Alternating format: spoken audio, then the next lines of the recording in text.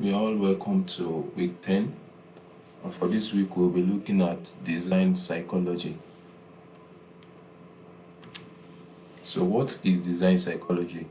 Design psychology is basically borders on attention, perception, and gestalt principles. So, there's an opening question here. When we look at this poster by the right, what do we notice first? And it says there, there's a main text here which says Anna. There is a picture of a lady in the background with her face concealed. There's the Netflix logo on the top or the top section, and there's a sub caption that says there's a story behind every secret. So the human brain seeks shortcuts, it seeks patterns, and it is optimized for efficiency. There's a visual example here by the right. And there is a reality of design that applies to design psychology. The truth is, people don't read everything thoroughly. Like, we tend to scan instead. And most viewers typically spend just a few seconds examining a design. Like, I'm sure we will all relate with an example whereby we are given a piece of document and we just immediately scan through it without intentionally going through every sentence in the document. There's a visual hierarchy connection here. It says attention follows hierarchy. And people often notice the biggest element, the strongest contrast, the brightest color, and we also tend to remember human faces. There's a visual example here by the right. So, what attracts attention? What attracts attention in based on design psychology?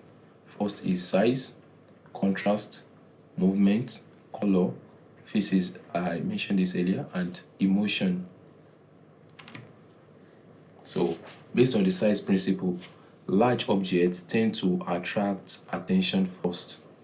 Like when we look when we are looking at two identical objects, we tend to remember the larger one more than the smaller one. And there's a contrast principle. Difference in style or color or appearance can create focus and shift our attention towards one object more than the other. And there's the color principle, which says bright colors tend to attract our attention. There's the face principle. Humans are naturally drawn to faces. We tend to remember faces. There's eye contact effect. When people look at us directly, their face kind of tend to stick with us long term. And there's also the directional cues. We tend to follow visual cues around us. And we have what we call cognitive bias. Mental cognitive bias is basically mental shortcuts people use to make decisions. It's basically mental shortcuts people use to make decisions. And cognitive bias in design involves unconscious mental shortcuts that affect how users and designers process information, influencing perception and decision making. And bias is basically when we tend to favor a particular idea or something that appeals to us. So recognizing these biases enables designers to create intuitive interfaces and prevent users from making irrational choices. So why should designers care about all this? The first is people don't like always think logically. We tend to repeat patterns and we tend to repeat predictable line of action or predictable behavior. And there's what we call the familiarity bias. People prefer what feels familiar. We have the mere exposure effect. The more we see something, the more we tend to like it. So why consistency matters? Repeated exposure can build trust when it comes to building a brand or building a business. Social proof. And there's an example of social proof here when we see like in a flyer or on a website page where they say 10,000 customers served. This is an example of a strong social proof, and we will want to like partake and just getting to see what is being done in the organization in the first place. When we see like 10,000 customers served, then we believe that definitely there must be a high level of quality for people to keep coming and for them to reach that 10,000 figure. There's also the scarcity bias. People value limited things. For example, only 5 seats left. Then people rush in to pay so that they can be part of the 5 people. Then with the authority bias, we tend to trust experts. For example, a doctor recommending toothpaste, we will tend to go with whatever they are recommending over a friend that doesn't know anything about medicine or is not even a doctor. There's also what we call the anchoring bias. First information first information influences later decisions. First information influences later decisions. An example is 100,000 crossed out, now 40,000. So we have best practices.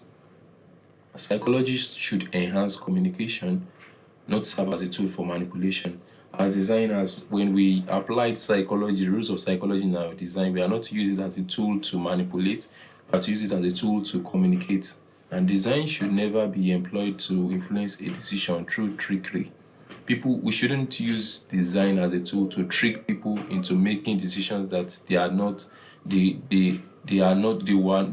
willing to make. We have the Gestalt principle. So what is Gestalt?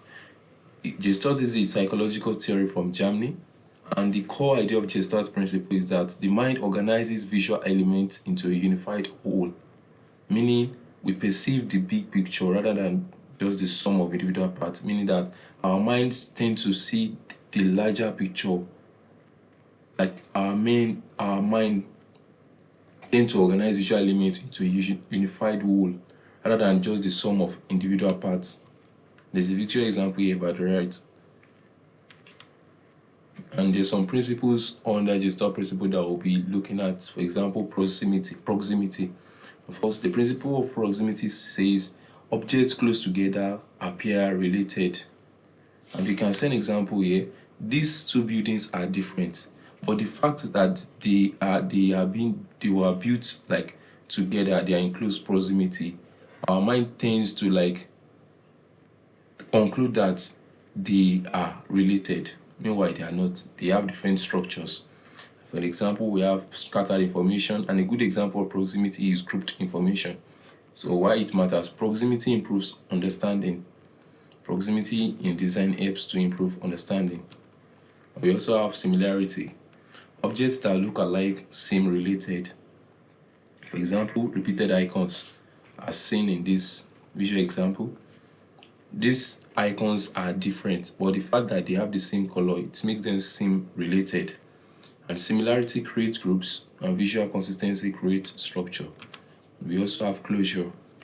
The brain fills in missing information. I'm sure at one point or the other, we would have possibly read a piece of text where there is a little typographical error, but we may not even notice at first. But later going through it again, then we'll notice the typographical error. The reason why that is happening is that the brain tends to fill in misinformation. And there is an example here. Broken circle can still be seen as a whole circle, like an example of this circle. It's still being seen as a whole circle, though it's broken at this point. So why closure works? Closure works because the brain enjoys completing patterns. The moment we are already used to something, the brain already registers it and it completes it automatically. So using psychology in design, the use of psychology plus hierarchy means that everything learned is connected, and psychology plus typography will ensure that typography creates trust and readability. Psychology plus color, we've gone through this color in some of our past trainings, and you can find that on the playlist.